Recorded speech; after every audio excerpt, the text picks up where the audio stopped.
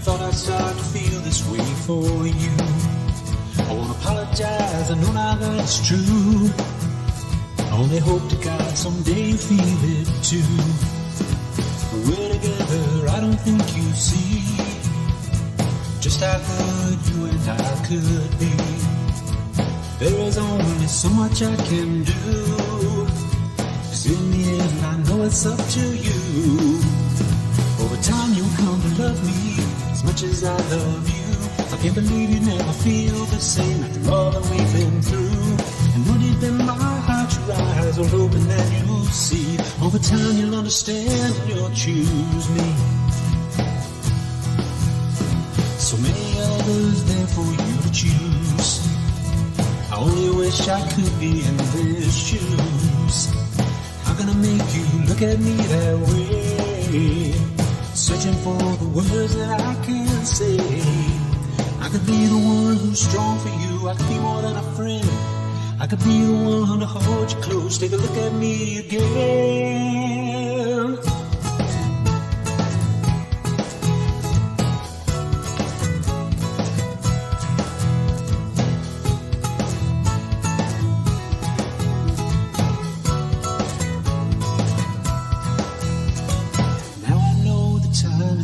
For me to show the kind of man that I can be. Your love is one thing I can't stand to lose. I know in time might be the one you choose. 'Cause over time you'll come to love me as much as I love you. I can't believe you never feel the same after all that we've been through. And though deep in my heart your eyes will open and you'll see. Over time you'll understand and you'll choose me. Over time you'll understand and you'll choose me. Oh, choose me.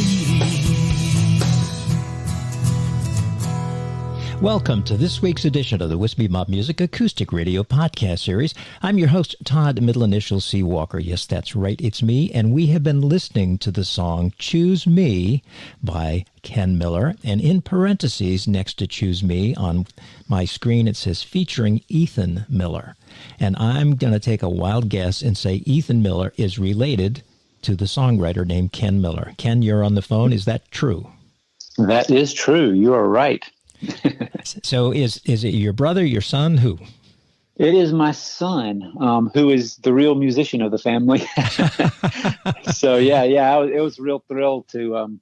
It's one of my better sounding recordings, and it's because he's on it. And in fact, he played bass, and he also did the little solo in the middle, which I just loved. And I did not tell him. I just said I need about a few measures in here. And I sent him down and said, and that's what he came back with, which I was thrilled with it. I love it.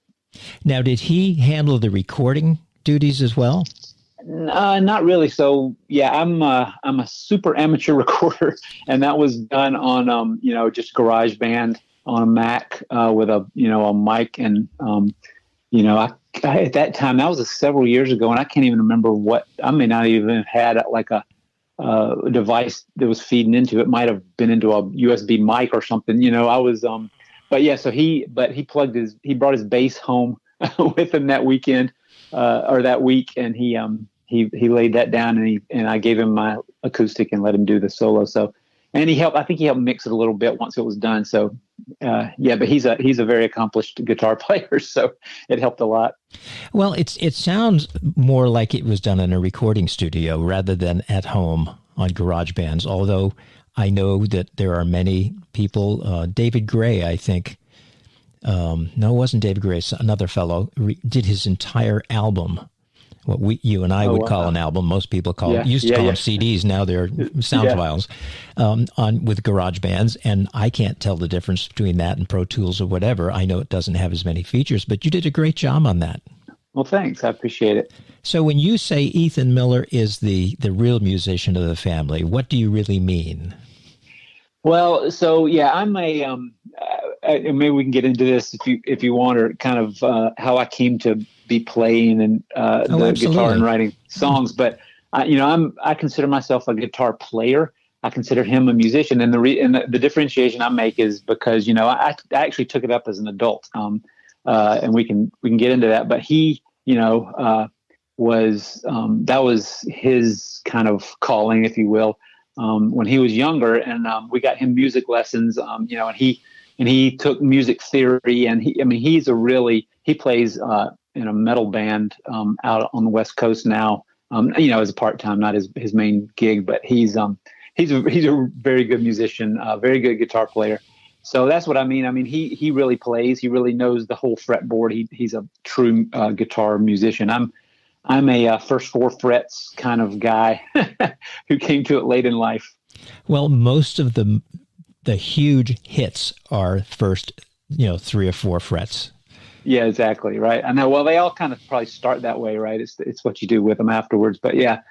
I kind of realized, before I was doing it for too long that I was probably not going to be a great guitarist, but what I did like to do was try to write songs, and play for friends and that kind of thing. So that's kind of where I've settled. Well, go back in time and tell me how you did get started in music in the first place. Okay. Yeah. So the first part is probably a pretty well-worn tale. Brought up in a family that was musical, but not really a stringed instrument. So, the church choir, I was in the church choir from the time I could probably walk. My parents sang in the choir and, that kind of thing. So I always had that kind of background, and it's all four of me and my siblings were all in the high school band, right? So kind of the standard musical world that a lot of people grow up in. But what the church choir does is, it teaches you harmonies, and singing bass, singing tenor, whatever that was needed, so you learn pitches and you learn how to sing harmony. And then, in the band, it's the standard thing. But kind of a funny story. I played trombone, and the old band director in my town used to, he would kind of decide what you should play. And so he literally would come. Grew up in a small town in South Alabama, and he would come to your house and test you and tell you what you wanted to play. So I played trombone, and the reason I could play trombone is because I had a very good, ear for the pitch, right? Because on a trombone, you got to put it in the right spot. There's no valve to push. You got to know when you're in tune and not. So that was kind of my beginning. I played all through high school. And then that was kind of the end of my music, and I did find a funny thing. It's hard to play the trombone and sing at the same time. So that does lead you to, if you want to sing and write songs, it's a little easier to do it with an instrument that you don't have to put your lips on. And so that was it. And in fact, kind of didn't do anything musically for, I don't know what, 10 or more years, kind of, just, and it's weird how I came to the guitar, because I had never picked one up, couldn't play a note on a guitar, and none of my family had them. They weren't laying around the house or anything. But when I was probably early 30s, and I knowing that we were going to talk, I've been trying to think about the sequence of events, and I can't exactly remember, but I know that my wife had brought an old guitar when we got married. She had this old acoustic, and I didn't know why she had it. In fact, she didn't play, had never tried to play, but it was an old boyfriend's guitar that she kept. He had left it behind when he left, and she brought it, and it was in our closet, and it was strung. It was old. I don't even know what it was. Junky old.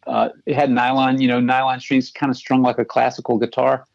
And it was just there. And, when my son we decided to give my son lessons. Maybe that's what prompted me to kind of pick it up. And I was like, I think I'll try to learn this.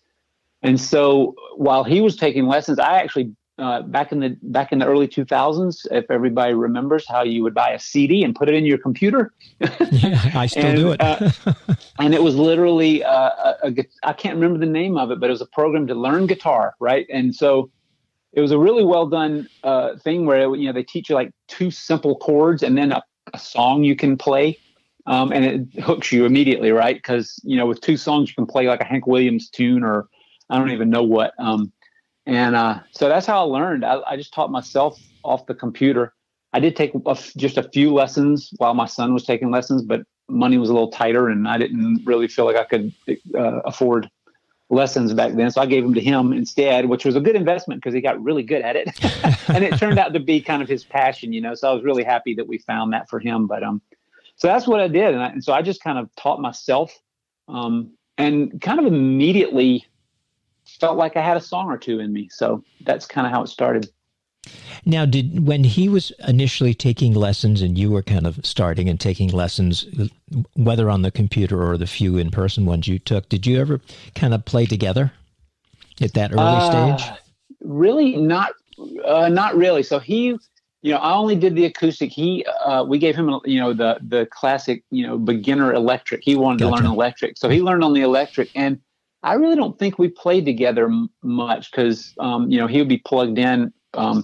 And, if we played a couple of Christmas carols, or something, it was usually just one of us we would kind of swap it back and forth, but we didn't really play together.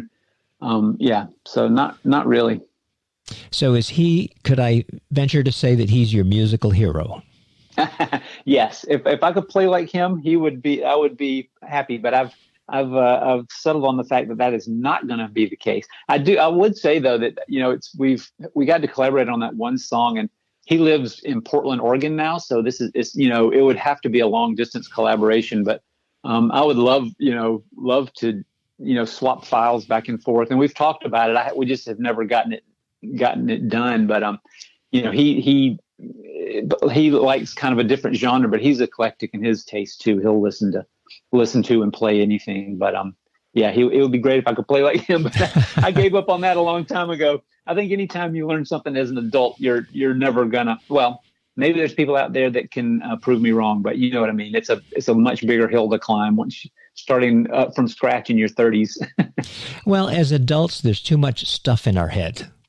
As kids, the blackboard doesn't have as many chalk marks on it. So there's more to absorb, I think, is how it works. But and I think the other thing is, how many hours can you dedicate to like I kind of just muddled along for like a decade or more, pretty much just trying to get better and thinking that if I played like 30 minutes 3 times a week, I would get better, which was just a complete, fantasy.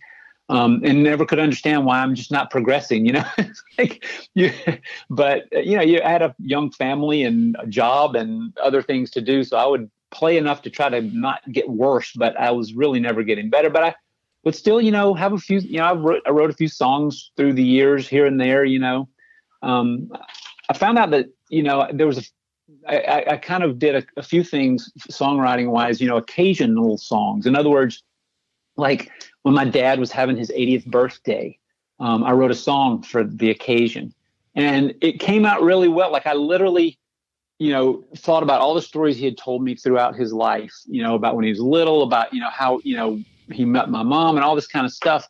And I was able to, summarize a man's 80 years of my father's life, my real hero, and make it rhyme and make it funny. And I sang it for him at his 80th birthday party. We all, traveled down. So, that was a really special thing that songwriting allowed me to do, that nobody's ever going to hear except for, 10 or 20 people that in our family. But it was a really special thing. So it's fun. I wrote a song for some friends of ours one time.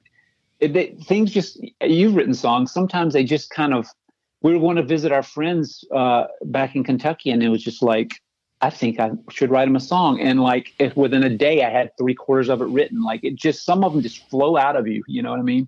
Well, you write songs a lot faster than I do. But I do have a question. Do you still remember, or do you at least have the lyrics written down for that song you wrote for your dad? Oh yeah, I do. I recorded it. Because after I sang it for him, he was like, "Oh, can you record that for me?" So I was able to. I recorded it and I sent it to him, and that was kind of a funny story because I wrote it, and I played it for my immediate family at the house. Like we had like a little birthday party. I was like, I wrote a song. I told him, I was like, I couldn't think of anything to get you for the man who has everything, so I'll write you a song. And so I wrote it, and it was, the family liked it and stuff. And later that evening, we were going to have a reception, a bigger reception with a bunch of friends and, like probably 50 or 60 people. And they're like, you have to sing it at that. I'm like, wait, I don't know if I can do that.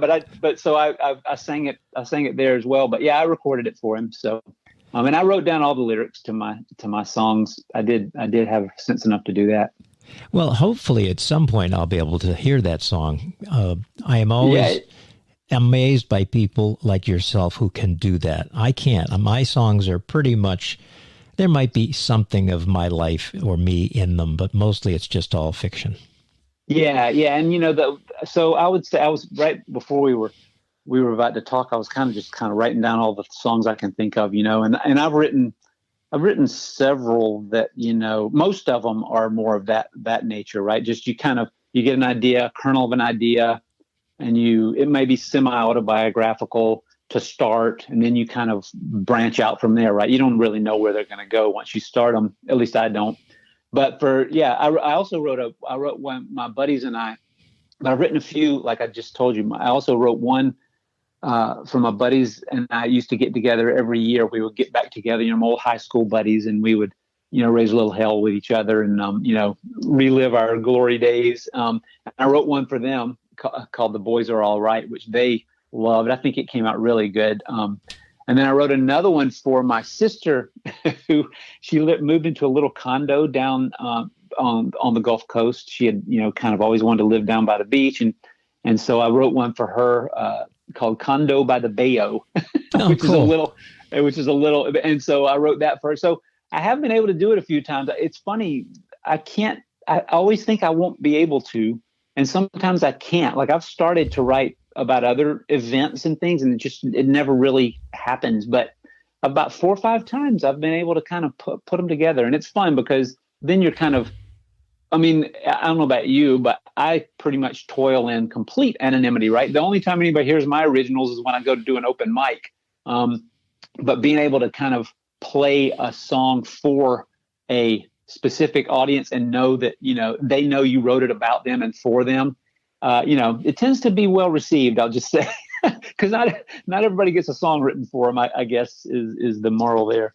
Oh, no, they don't. It's, there's a fellow, I'm drawing a complete blank on his name at the moment. I apologize to him because I do know him. Lives in New Jersey, but his songwriting career to make money started writing songs on commission. If somebody had an anniversary or something like that, he would do it. And I never heard any of them, but evidently he did really, really well at it. Besides painting houses, that's how he really made his money. But wow, yeah. See, I don't think I could do it on demand like that. Not for if that's like somebody, people that can just, paint on the side of the street. Like they're good enough to be like, I know I can do this well, right? And I will just offer it as a service. Yeah, I would choke under those conditions, I'm sure. So besides writing songs for specific, like friends or family members or a specific event like an 80th birthday, how do you go about coming up with a subject matter to write about? That's a really great question. And I'm sure every songwriter who writes a song kind of thinks of the same thing. I guess mostly, kind of the age old question is usually the lyrics come first for me and not the tune. I've had 1 or 2 maybe semi exceptions, but usually it's the lyrics. And yeah, it's an interesting thing how a song comes about. Sometimes it's just, so the one you'll play later, Welcome Home, just started on a plane trip home from Germany from a business trip.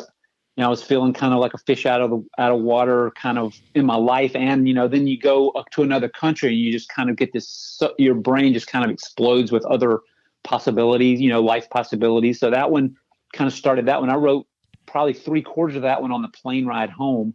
And then the last verse, I guess we'll talk about in a minute, but came much later. But then, I wrote one called Another Damn Day, which I've also recorded, although I don't love the recording, but, and it was just one of those where I pulled up to work one day and literally like, I was just, I was not let's just say I wasn't feeling inspired at work.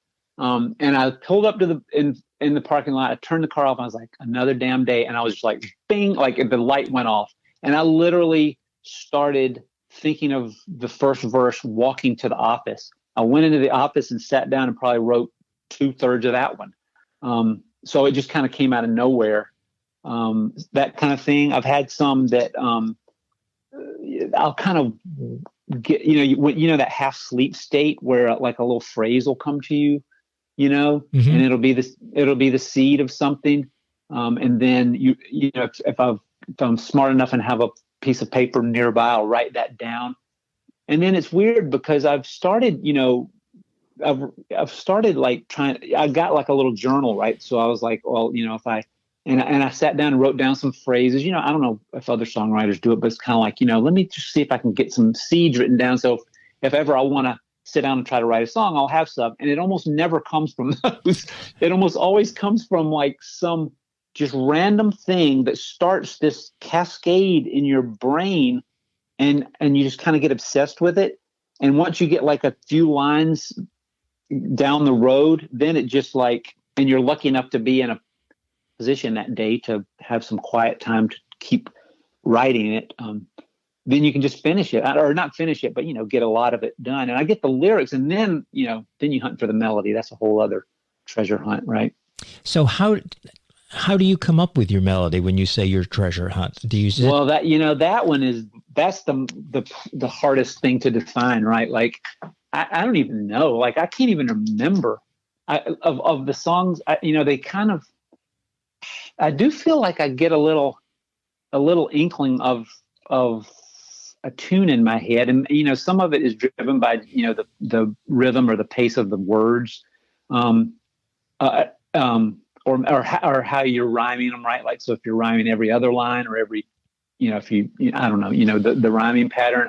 But I really don't know. That one's much more of kind of that magical thing where you just kind of piddle around with some chords and see what fits the lyrics you've written down.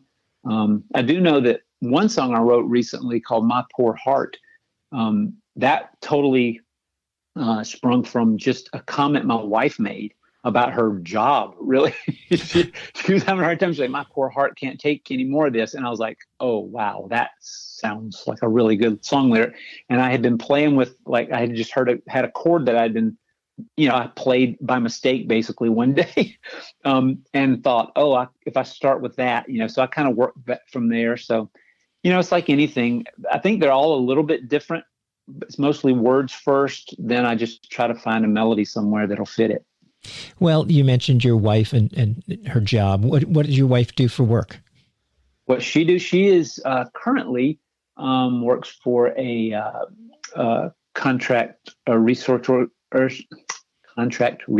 organization who assists companies to do clinical trials. Okay. So she's And then what do you do? What's your day job? I'm currently a scientific project manager. My career has been a scientist. I've been basically, like a molecular biologist all my life. I've worked in pharma, Pfizer and then a smaller company, but more recently I'm working in with the National Cancer Institute, Frederick National Labs. Yeah. With that kind of thing. So science, basically. I'm a scientist, science geek. Well, and you mentioned, I think you wrote "Welcome Home" when you were flying home from, would you say, Germany? Yep. So have you in the past, or do you still travel a lot for work? No, I really don't. I've done it a few times, through the years. That was one particular trip I took to train in a particular technique. But just sporadically here and there. But no, I'm not. I've been lucky enough not to have to travel, every week or every month or anything. But maybe once or twice a year through the years, I would go to conferences and that kind of thing.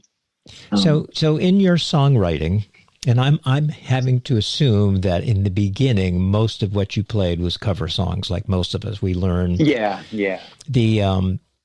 When did you really get serious about writing songs, or was it just it didn't happen one day? Going, I'm going to write more, or all the time, or was it just something where every once in a while some lines would come out and you'd put it to music, and then 6 months later? That's kind of the way it happens. Yeah. So like, since I didn't do it for a day job, right? I could either not write, I could write them or not, right? And so, the first song I ever wrote was kind of interesting because it was not that long after I learned, probably a lot of people, once they've got like 4 or 5 chords in their pocket, right? It's like, if you've got a song in you, you can write it, to 4 or 5 chords, or 3 chords really.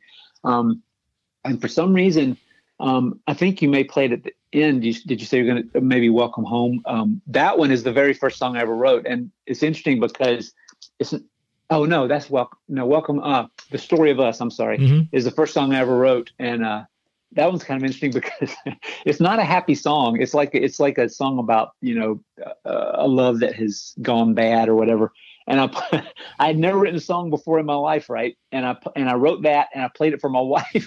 She's like, "Are you trying to tell me something?" It's been like 20 years since, so I guess I passed the test. But it was probably not the best. The first song out of the gate was about breaking up with somebody you've loved or something. So, and I don't know where that came from either.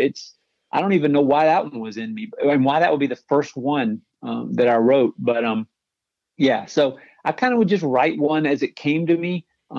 But once I wrote one, I will say you kind of get a taste for it. It's like, oh, this was kind of cool. It's kind of cool to create something, right? It's that creative outlet that we love about it. You've written them too, is to create a thing that didn't exist before, right? It's like anybody doing any kind of art. And so, yeah, and no matter how simple it is, and no matter if only 5 people hear it, it's very satisfying to make a new thing in the world. And so once I had done that, I probably wrote 3 or 4 more, not super fast, but, and then they just kind of trickled out. Recently I've started, I think I've been picking up again, I've probably written 3 or 4 in the last year, so I'm maybe a few more starting to bubble out. Some of it is just having the time to do it. My kids are grown now. So, I sit around at night and have more time for songs to bubble out. Now, speaking of kids, how many kids do you have? I have 2 kids. One, the aforementioned musical Ethan, and a daughter named Alyssa. Yeah. Now, where's Alyssa live? Well, right. Currently, Alyssa is in France, teaching English to French high school students. But she's also got a nice voice. In fact, and she plays the ukulele a little bit. So that was when, for some reason, she asked for a ukulele in high school, and she can strum a few chords on that. So she's actually written a song or 2 herself. Oh, that's so cool. Yeah, and she's like a musical theater. She's more that kind of type of music lover. But she also, I had a fun, just speaking of her, I had a fun little experience with her at an open mic recently. So she's grown and out of the house now. She's early 20s, and but I knew she had a good voice and liked to sing, and has heard me sing, her whole life in the house. And so anyway, I knew she was coming home for a few weeks before she went to France, and there was an open mic. Fame was sponsoring an open mic, so I had her come with me, and we worked up a song and sang it together at the open mic. It's actually they did a Facebook Live feed of it, but we did Jason Mraz, I'm Yours, because I knew she could play that on ukulele. So I played it on guitar. She played on ukulele, and I let her sing it, and then I just kind of sang backup harmonies. And it was just it was very fun and thrilling to get to sing with her. So that went really well. I was real pleased. So yeah. Well, for those folks who are listening, who are young enough, who don't have children, I can support what you just said, how cool it is when we get to do something as a parent with one of our children, whether it's singing, playing guitar, or going surfing, or playing football. It is just so wonderful. So I'm so glad you had that chance to do that.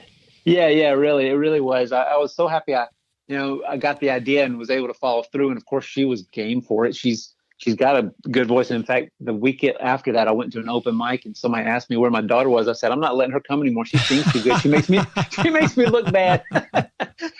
She steals my thunder. You know what I mean? I gotta be careful. But yeah, it was fun. Well, the first time, and I'm pretty sure it was the first time I'd ever heard you, was at the recent last month's open mic, Fame open mic at the new Y Arts Center in Frederick on East Church Street. And but you're familiar enough looking that I may have seen you somewhere before, but I don't think I had heard you sing. And we're going to play, as long as I have the right button on my mixer here, because I've kind of forgotten which one is Welcome Home, which one is Story for Us. So if I hit the wrong one, we'll just listen to the other one. But because that was the first song you played, I think, of the two that night, wasn't it? Yeah, I think it was. Yeah. All right. Well, let's listen to that right now. You game? I'm game. All right. Here it is.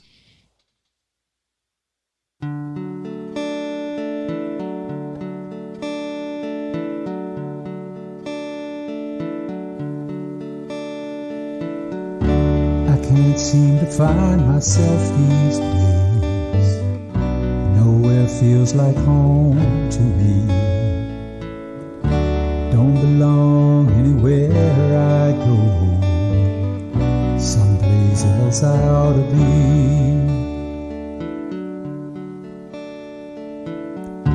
Where I come from ain't home anymore. Been gone way too long. Where I am will never be solid ground I can stand on. But I believe there's a place for me. I'll find it one fine day. I believe we can all belong. I'll hear somebody say, welcome home.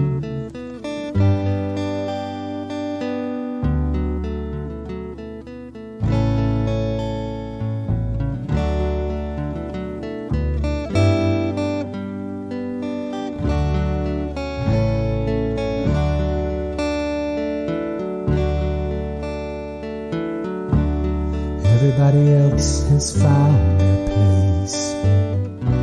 They're right where they belong.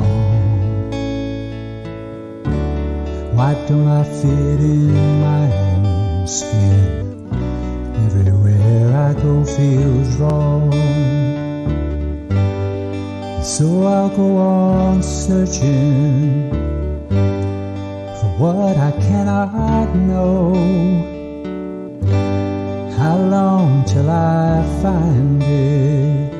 How many miles must I go?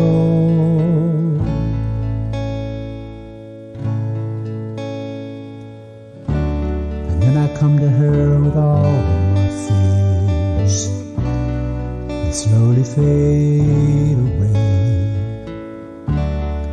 In her arms is home to me. This is where I'll always stay. 'Cause I believe there's a place for me. I'll find it one fine day.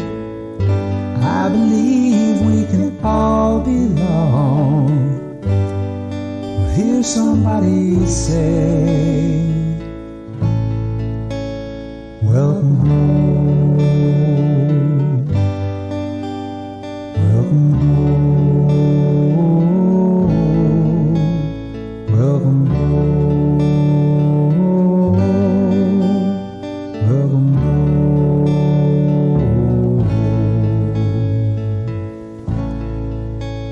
Welcome home.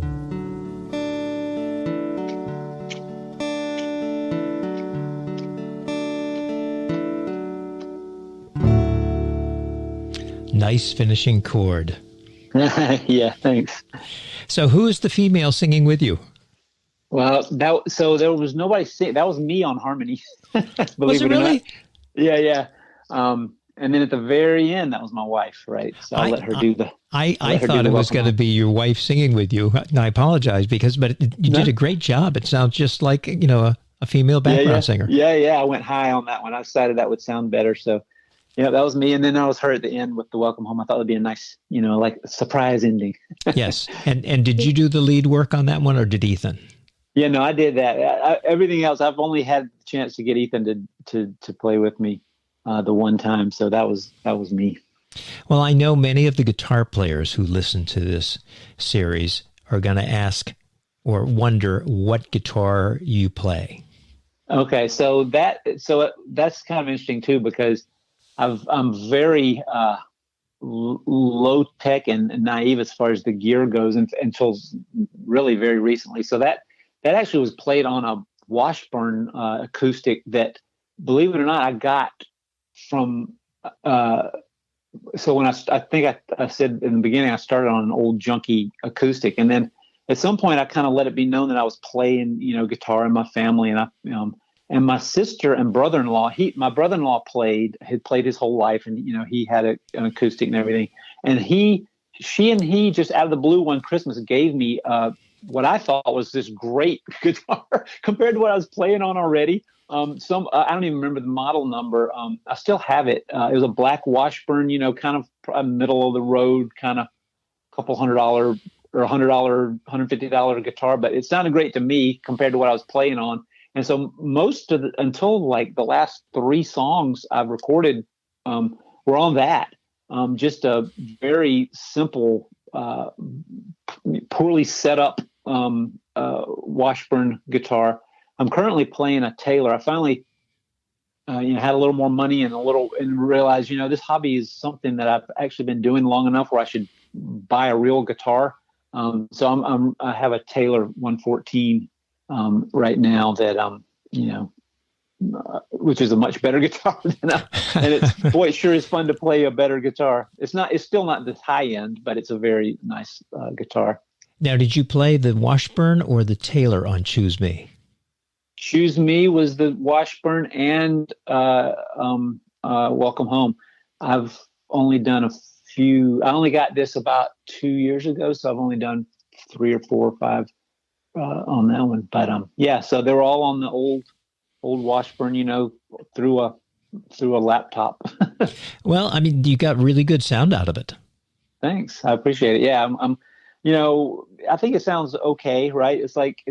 That's why I call most of my songs demos, because I hope someday to do them better on better equipment and in a better studio. I don't know if that'll ever happen, but that's kind of the dream anyway. Well, I can help you if you ever want to do some in-studio recording.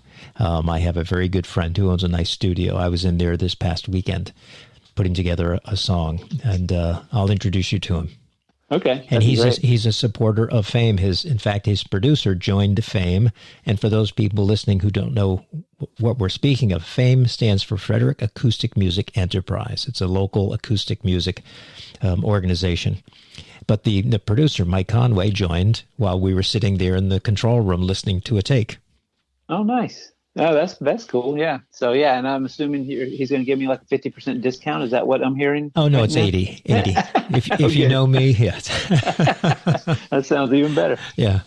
So and some of the guitar players listening are going to ask, well, what kind of strings does he use? I just, probably, I used to, I've kind of moved to more lighter medium strings, just, like a Ernie Ball or like, I can't remember what current ones are on there, but yeah, I got to say, I'm a very poor person to talk to about gear. I'm not a gearhead. And I kind of, for the longest time, I kind of equated it to, the guys who try to learn to play golf and then they go out and buy a $5,000 set of clubs when, they can't hit it, over 100 yards. So for me, I always thought a really good guitar and really good equipment would be lost on my abilities. So I was like, what's the point? Like, I got to get better at this before the equipment's going to matter, right? Like you can have the best strings and guitar in the world, but if you can't hit them. So yeah, I just kind of get standard, whatever kind of, but I do tend to do the lighter ones just because, I find it easier to move them around and not destroy my fingers. Well, and on Welcome Home, you do fingerstyle. Yes. Yeah. So I do a little finger style. I tried to learn how to do with 4, but my ring finger just didn't want to cooperate. So it's mostly just 3. I'll throw the 4th one in there every now and then, but it is something that I decided to learn to do. And boy, some songs just really, I saw you play, you have a beautiful single style, player. And I'm not anything like that, but it is, nice to have that option when you write certain songs. They just beg you to play them like that. And the guitar also just sounds so pretty, when a good guitar, when you play it finger style, it rings like kind of like it's meant to be. Well, you did choose well by purchasing a Taylor. And the reason I say that, and all the big manufacturers all have good guitars, they really do. And what's wonderful is they all now have what we would call budget line all the way through the ornate, $5,000, $6,000. Sure. But the one thing about Taylor guitars, and I'm not a huge fan of their sound personally, although I own a couple, is their playability is wonderful. Yeah, so, and that's what I've heard. Yeah. So for a person who like yourself, who says I'm a mediocre player, a more expensive guitar is not going to make me sound any better. Yes, it will, because you can navigate the fretboard more easily, because the guitar is not fighting you. It allows you to do whatever you would like to do. So that's the benefit. And when I have parents ask me, gosh, my son or daughter wants to learn guitar, what kind of a guitar should I buy them? And if they're a younger person, smaller in stature, that Taylor GS Mini, you can't beat it for the price and for, the fit and finish of it. And I know some professional performers, that's their go-to guitar. It works for them. So, well, when I decided, to spend, I forget, what are they, like $600 or $800? It's kind of in that range. That's the ones I got. I got the ones, made in Mexico, not the ones that are. But anyway, which was about what I wanted to spend. But you can get a really nice sounding guitar for that. And so, of course, I started the research, right, like we always do, and I actually kind of had a Martin, but I've since learned that Martins are a little more require a little more manhandling in general. You correct me if I'm wrong, but I went to get one of those. I had a few different models in mind, and it was during the pandemic, and it turned, there weren't a lot of guitars available. There were and there weren't, right? If you wanted a specific model, you may not just maybe be able to find it. And so when I just I went, a friend recommended a nice guitar store, and I'm sorry, I can't remember the name of it, down 270. Gosh, I can't remember. It's a nice big store. You would know it probably if I told you, but anyway, and kind of went in there and did not plan to buy a Taylor, but I knew that, obviously Taylor made good guitars and stuff. And then this one was available. I played it. It felt good. It sounded good to me. And that's how I ended up with it. So funny that I did a lot of research and didn't really go down there to buy this particular guitar. Was really happy. And a funny little epilogue. My son, obviously he's big into the electric gear, but he also has an acoustic. I didn't know what kind of acoustic he had. That's how little I was into the specifics. But I come home and I was like, look at the guitar I just got. And I showed it to him. It's the exact same one he has. Oh, is it really? So I thought he's like, oh my gosh, that's the same one. So I thought that was a pretty funny happenstance that we would have, out of all the guitars out there, picked the exact same model. It's literally the exact one. Yeah, that's one of those coincidences in life that I love. Yeah. So I went out there to visit him, and he had his guitar, so I just picked it up, and I could play it pretty well because it was the exact one I had. Well, now I saw you at the Fame open mic, and I know you've done other Fame open mics, but when did you begin venturing out to perform live at open mics? Yeah, that's, I guess maybe that's maybe a different part of my story than some of the, I listened to a few of your other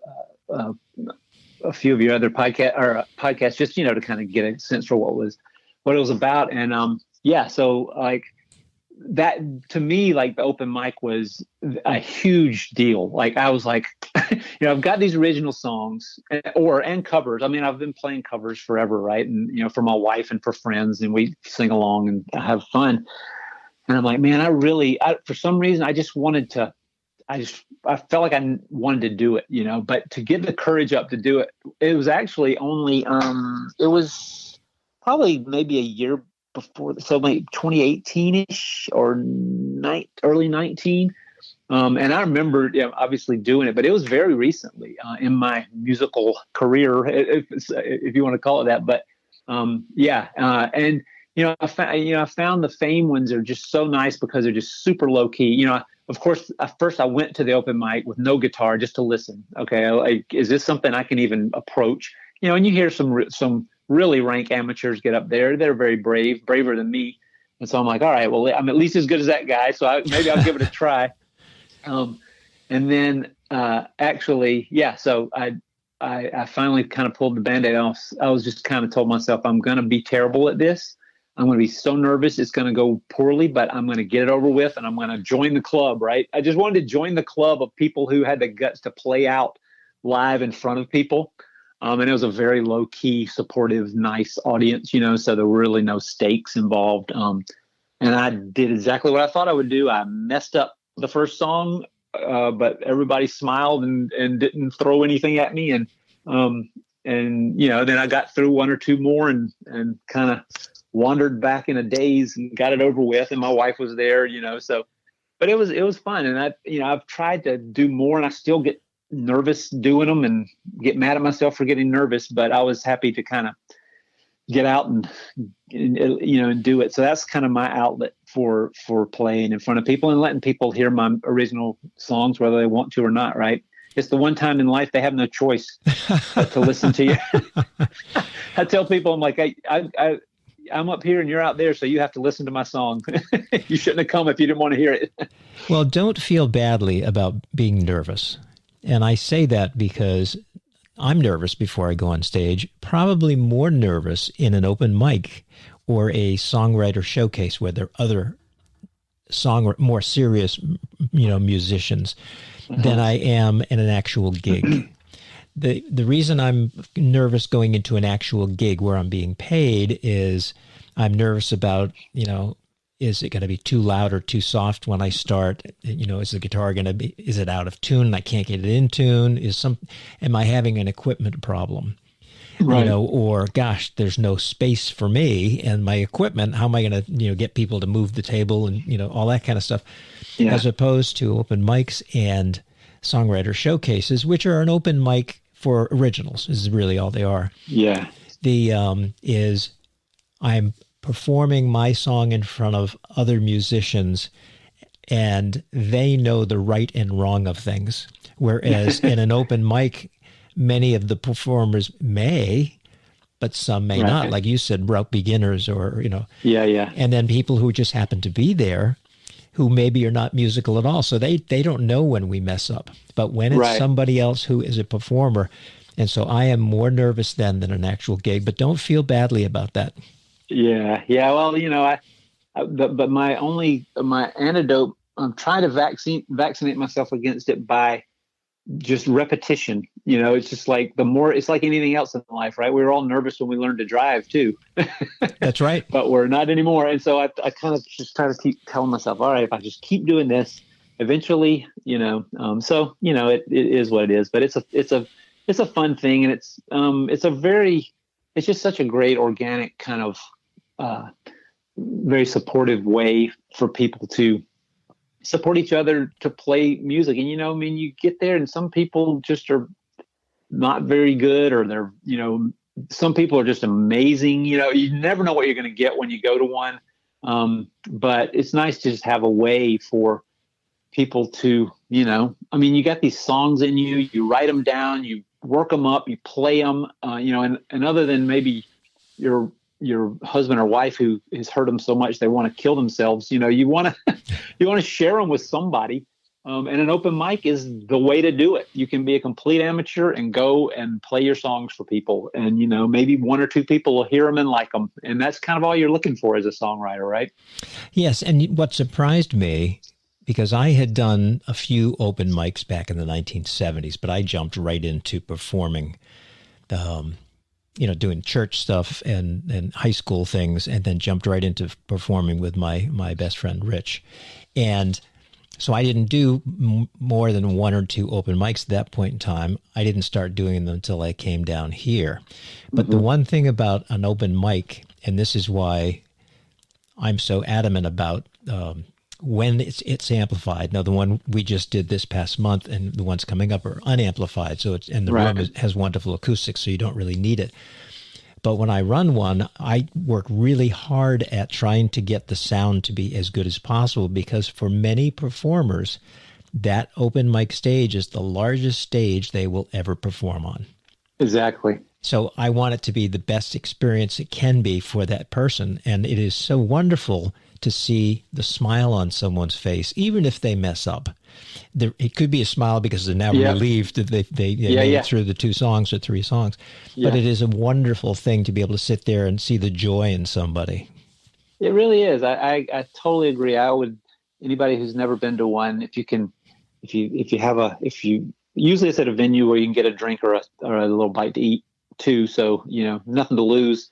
It's really a fun thing. And to see people, out there kind of smiling and, encouraging you with their eyes, to kind of get through it, even if you're messing it up. It's like we always say, and I've probably said to you, it's like I play it so much better in my basement alone, like so much better. But that's just the nature of the beast, I guess. Oh, it is. I have this theory, and you made mention of it in a couple of minutes ago, and you said you believe in repetition. Yeah. And if I write a song and I'm getting it ready to perform it, whether it's an open mic or an actual gig or whatever it is, or if I've learned a new cover song because someone said, gee, you should do this one, or I have to perform it at home a minimum of 100 times. And the reason... Go ahead. No, go ahead. I want to see what you say. I was going to say, I was just going to, that's exactly right. And what I inevitably do is I decide late which 3 songs I'm going to do. I don't find time to play them enough. And that's part of the reason I mess them up. And the few times that have gone really well, I decide on like a Monday, and all week I play those 3 songs every time I pick the guitar up. And boy, it's a funny thing how it goes better when you do that. Yep. And the other thing I noticed in your performance was you didn't have a cheat sheet. Yeah, no, that's one thing that I've just kind of decided to do, is to memorize songs. And nothing against anybody who doesn't, or, brings the thing up there. I mean, that's fine too. But I kind of realized that, if I can't be a great guitar player, at least I can be good at memorizing the songs. And so I found that it actually kind of came to me one time. I was part of a group, and they're like, "Oh, everybody bring your guitars. We're going to sing songs," and I was like, "Okay, I'll do that," and it wasn't really an open mic. It was more of a kind of a participation kind of thing. But anyway, and I did an Eagles song, and I could play it, but I didn't have it all memorized, and it was just very clunky. You're trying to. I was having a hard time getting through it. And then, and I just realized, what, I'm going to just memorize. So I take the time, even covers. I have like, I don't know how many covers I can just play, and I know all the chords and I know all the lyrics, and it just makes it so much easier when, friends are around, or when you're having kind of a campfire sing along and it's too dark to see the lyrics and you're not having to scroll through your phone. So I do that. I try to, I work really hard to memorize the words to songs so that I can just play it and not have to read it off of a screen or a piece of paper. But and it makes it more fun. But everybody's different in that regard. Well, the other thing, and I believe this wholeheartedly, is if you have memorized it so that you don't have to be staring at a piece of paper, or in many cases an iPhone or an iPad in today's world, you can look at the audience. Right. Because then you can figure out how receptive they are. In other words, are they smiling? Are they tapping their foot? Or are they grimacing? Because I've had a couple of times when I've sang a song and it's like, oh, something's not right here. But, and especially someone who's getting paid to perform, you really need to be able to notice when to not speak between songs. If everyone's having lots of conversations, maybe it's not a good idea to speak between songs. Just give, 10, 15 seconds, and maybe just introduce the song and go right into the song. So memorizing, I think, is a good thing, and I applaud you for doing that. Yeah, good. Yeah. In fact, there was the last open mic we did, and I should tell you about it, but it was really good at Prospect Pantry. And yes, Mount Airy, wasn't it? It was one of the most fun ones I've ever done. The audience was so good; they were singing along and stuff. And so I'd get up there several people had gone up before me, and the one or two before me, the audience is singing, and I had planned to do a cover of a song which I like, but they wouldn't have known probably. And then I was going to do an original because there was only 2 songs, and I just decided I'm going to sing a song everybody knows, because this is going to be fun, and they'll sing with me. And so it was nice because I just had them in my mind. I had several songs that I can just play. So I picked an Elton John song that I played Rocket Man, and it was the most fun I've ever had, I think, in front of an audience, because they were singing from the jump. I was going to do an original, but I'm going to sing one you all know. And I started singing, and they were singing with me, and it was so fun. So it was nice to have that in my back pocket. Whereas if I had just had them, on a screen, or I only know these two for tonight, I couldn't have done that. So it was nice, kind of to be able to pull that out of the blue. Well, speaking of a song that, you just pull out of midair or whatever, in that situation, the very first open mic that you participated in, what was the first song? Do you remember? I do. I did a few songs, but the very first one was the Indigo Girls song, Closer to Find. Yep. And the reason I chose it was because I had, I really love the song.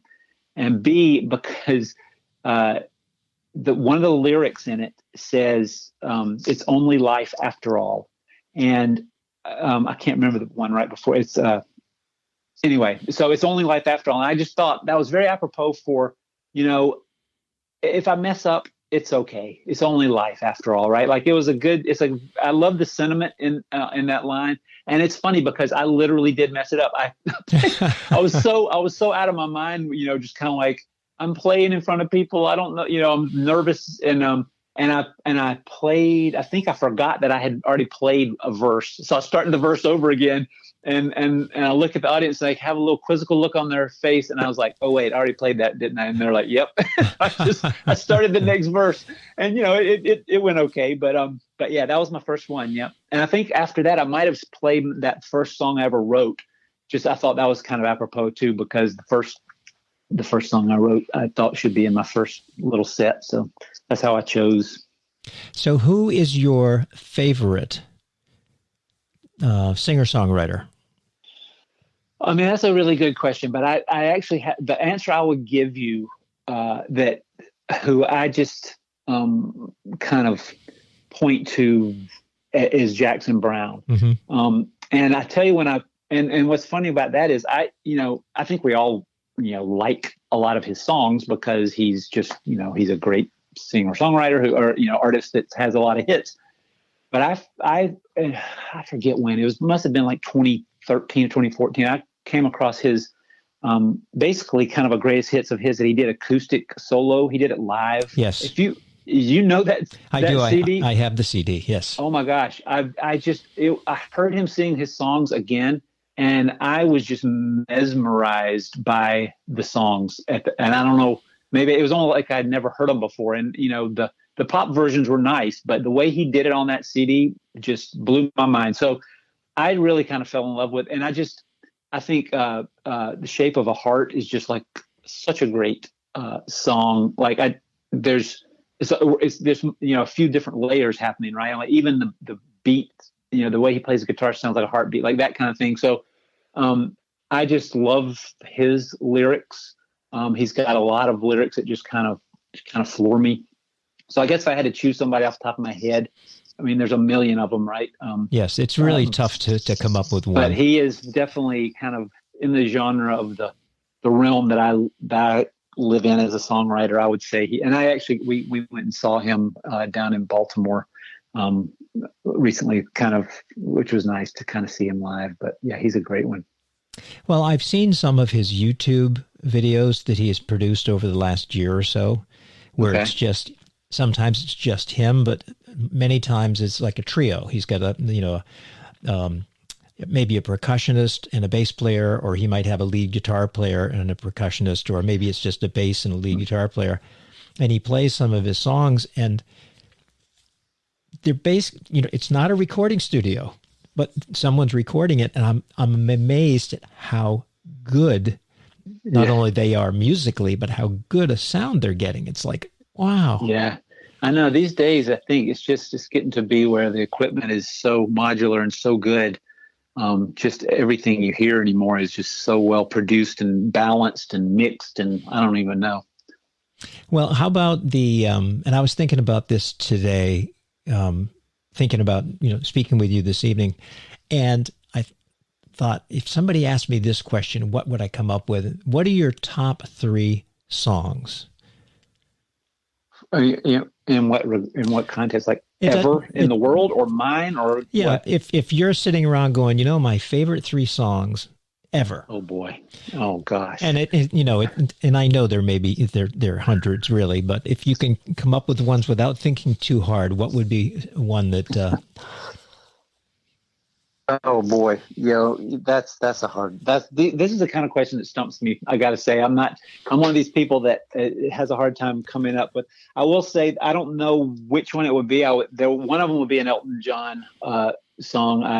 I've admired that he and Taupin's magic for all my life, and just it's very so I don't know. One of them would probably be his. Other than that, boy, I don't know. I mean, I love, like I said, I love "A Shape of a Heart" by Jackson Browne. I don't know if it would be my top one if I got to sit around, and there maybe got to throw a Led Zeppelin song in there somewhere.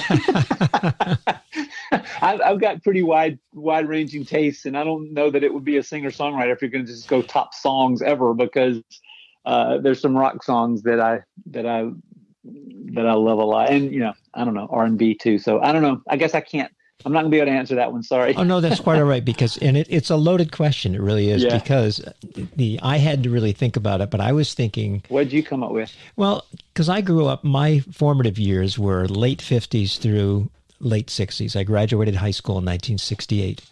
So, Okay. went from folk music, hootenannies, Yeah. right into the Beatles, and all the way up to when I got into college, the old acid rock and all that. And then eventually America, that brought it back down, and James Taylor.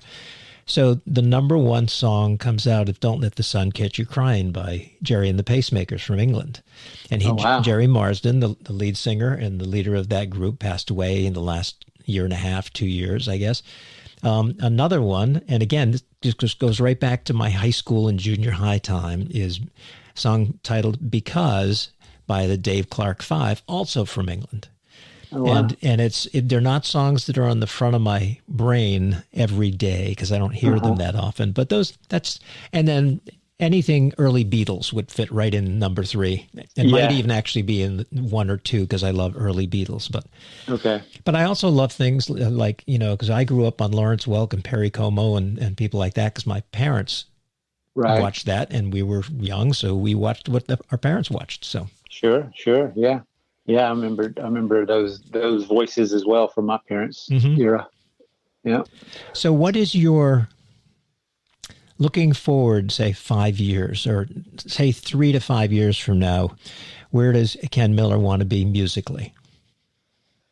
Yeah, that's a good question. I mean, I think for me, I've tried to become more intentional about getting better at the guitar. And by that, I mean, dedicating myself to playing a certain number of hours a week, to at least, I find when I do these open mics, my part of the problem is, like I talked about, I'm so nervous about how I'm going to play the guitar that I'm really not singing the songs in an expressive kind of way that, you know what I mean? And so what I've always kind of aspired to, and if is to have the guitar playing not be the thing I'm worried about so much. So then I can try to sing the song a little better, just more expressively.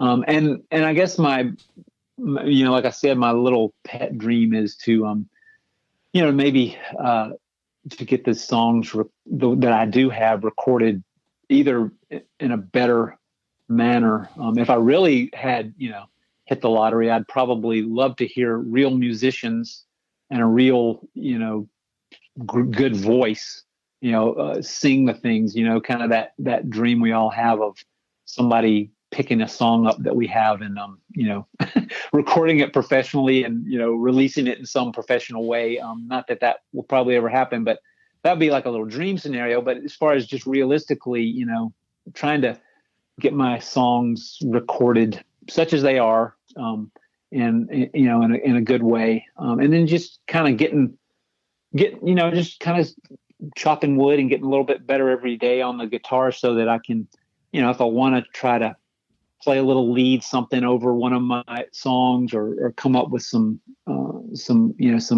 more expressive chord patterns and that kind of thing, try to go that route. But that's about it. I have modest goals as far as just wanting to get a little better and write a song when it comes to me.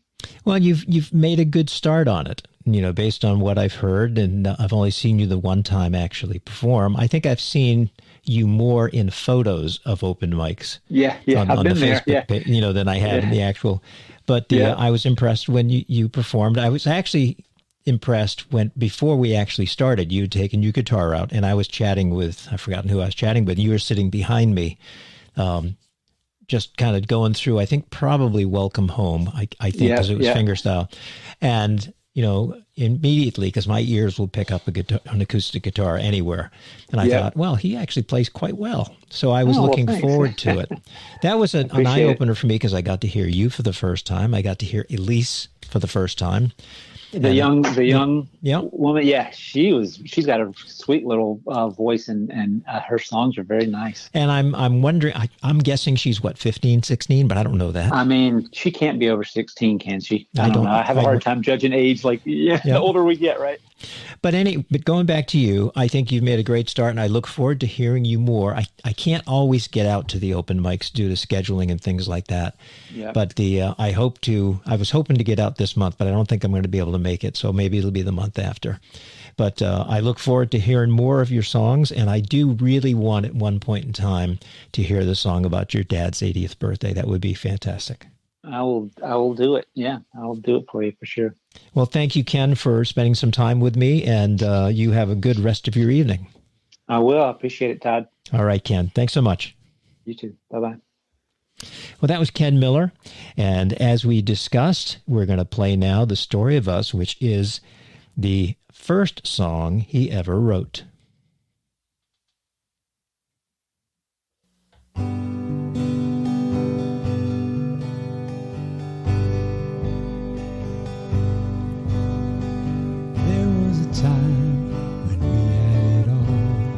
Close as two people could be, and we had a love that was thick and strong. It would always be you and me. I'd look in your eyes and feel all the love I thought I could possibly feel. I'd smile as I lay on my pillow at night, thinking finally a love that is real. So tell me, how could a love that's so strong and real blow away like just so much dust? Can you tell me just how I'm supposed to feel? Tell me the story of us. We started as lovers and grew into friends, something we both never had. And we talk and we plan and we make sure that ours would be a love to go back. But life has a way of eroding the castles of love that two people can build. We look deep inside and convince ourselves some need just isn't fulfilled. And we start to expect so much more from a love possibly able to give. We pack up our things, start out again. We got a better life to live.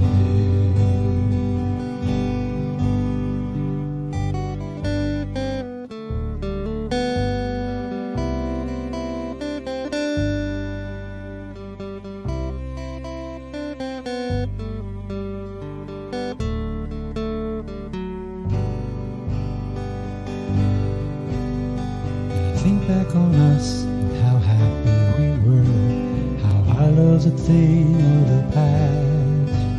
And it makes me believe that if we couldn't make it, maybe no love's gonna last.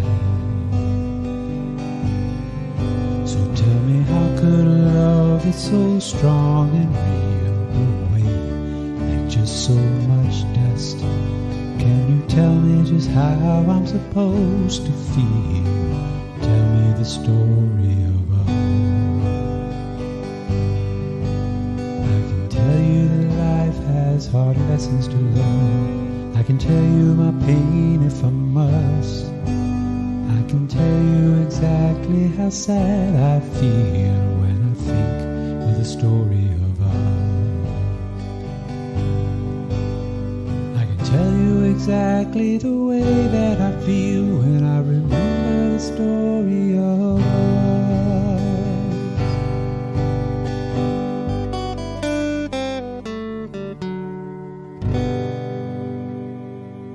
The Wispy Mop Music Acoustic Radio podcast series is produced by me, Todd Middle Initial C. Walker, at the Wispy Mop Music Studio in Frederick, Maryland, or sometimes on location when it's available.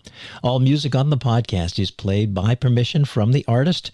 If you're enjoying the series, please feel free to share the link, wispymopmusic.pod, Podbean, wispymopmusic.podbean.com, or you can find it on either iTunes or Apple Podcasts. Thanks so much for listening, and we'll catch you next time.